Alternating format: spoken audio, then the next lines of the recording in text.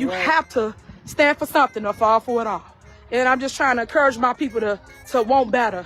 And y'all deserve better. And I'm here to give you better. Y'all keep asking me for something better? Well, let me be real. Go tell yourself off. But since I'm feeling generous today, I'm actually going to give you better. Now, of course, better is subjective. But guess what? I'm the one defining the subject. So yeah, I'm about to give you what I consider better. And honestly, that's the same mindset Tiffany operates with. When people come to her asking for help or anything reasonable, she flips it around like she's some deep philosopher and starts preaching. Not just about learning, but about learning how to learn. And not just that, but learning how to learn from a death. That's the level of delusion we're dealing with. Anyway, y'all already know what it is. Like, comment, share, and drop your thoughts because I know your head is spinning right now. Now, let's circle back to the scene. Tiffany, at one of her food giveaways, sometime around last August. Apparently, this type of thing happened more than once. Someone would pull up while she's handing out food boxes and start chatting casually, not realizing she's live streaming.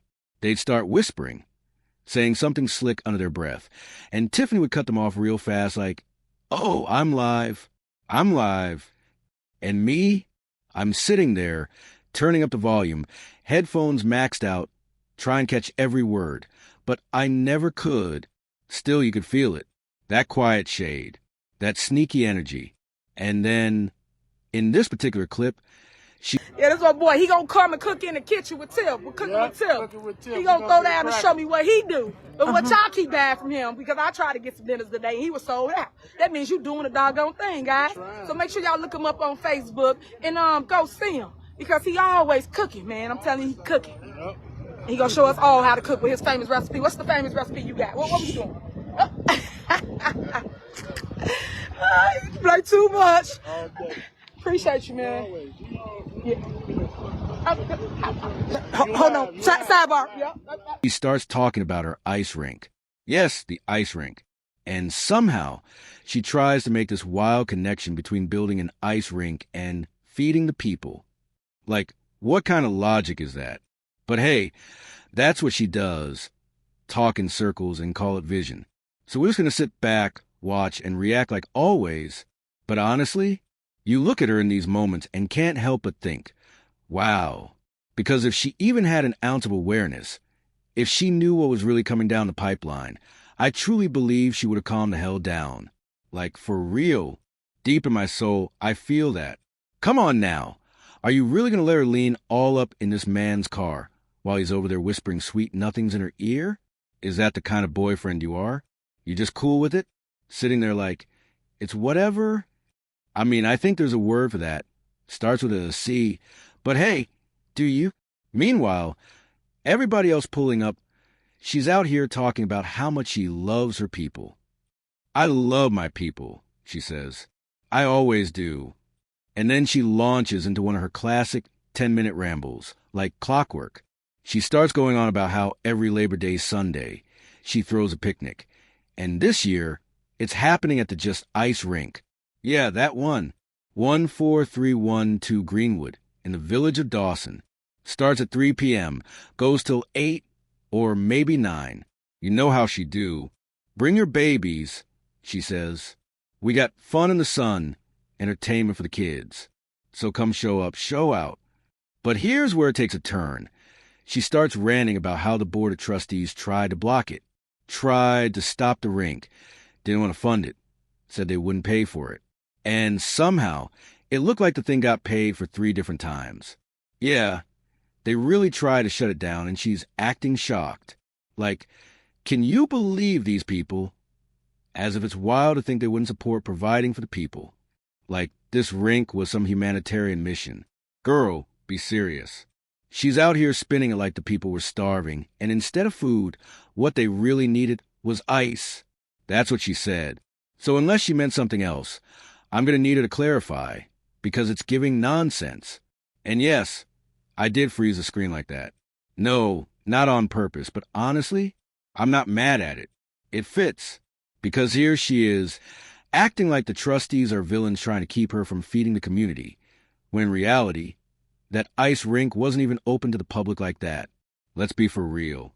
It wasn't some everyday community space. That rink only opened when she had her little private events. Period. She had the public fund a building, slapped her daughter's name on it, and used it as her own personal party playground. PPP. Personal.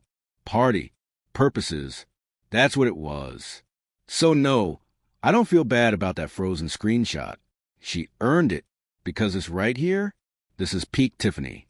The full-blown, diabolical delusion of it all. She sounded like she was about to wrap it up, right? Like a proper sign-off. Except, nope, that was 5 minutes in. And she kept going for another 11. I honestly think she might have a dash of ADHD. Just a sprinkle. Nothing wrong with that, Tiffany. I got a little too. So anyway, she starts hyping up her annual Labor Day picnic in the village of Dalton.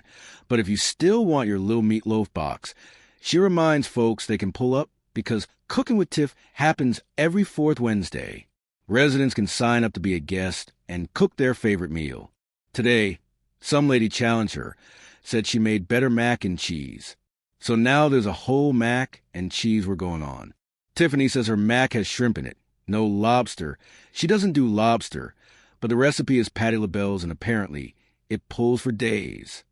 Then she pivots again, promising there's more coming down the pipeline for people of Thornton Township. She thanks everyone for their support and prayers, says me today, you tomorrow, like she always does. It's meant to be inspiring, and in theory, she's right. You should fight for what you believe in. But the thing is, once you realize you're wrong, that's when you stop fighting. That's growth. But Tiffany, she never stops.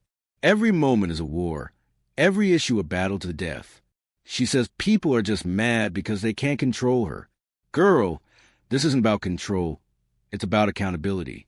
She talks like people hate greatness, like they hate vision, and she presents herself as the only person who understands a youth, like she is the youth. Ma'am, just because you're younger than some man doesn't mean you're young. That's not how that works. She talks with this energy like she's a blueprint for Gen Z, like she's got all the answers. And then there's Holmes under her wing, allegedly, just saying, don't get drunk, don't fall asleep because the stories are wild. She keeps pushing this pass the baton message, but doesn't seem to realize she's trying to hog the whole race. She tells young folks to call her, says she'll help them rise, just like she told Phenia. But it always ends with her as the only one in the spotlight. And then she throws in that classic line about not being afraid to help others achieve their goals. That maybe you're only in someone's life for a season. Girl, is that what Kamal told you? That you were just a money season? Because that's exactly what it sounds like. And honestly, no shade, sometimes you just gotta accept that. Some people are seasonal, not forever. Then she ends with this warning to watch the people closest to you. Family, friends, they're the most jealous. Says people are so close, they can't even see the envy. And listen, Tiffany is so used to bulldozing people into giving her what she wants, she doesn't even recognize it as manipulation anymore. She's that kid who tears a house apart because her parents said no to ice cream, then blames them for making her act out. And in her mind, it's divine. She thinks she's sent by God.